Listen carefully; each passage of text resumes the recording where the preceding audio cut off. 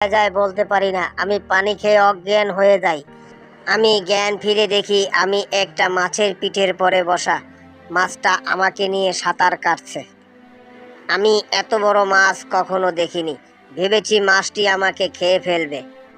মাছটি আমাকে এই দ্বীপে উঠিয়ে দিয়ে যান এবং বলেন,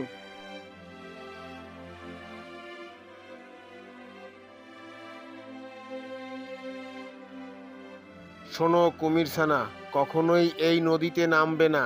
এখানে নামলে তোমাকে হয়তো বড় মাছেরা খেয়ে ফেলবে। তুমি সবসময় এই দ্বীপের পরেই থাকবে। আর একটা কথা বলি, তোমার খাবারের ব্যবস্থা আমি করব।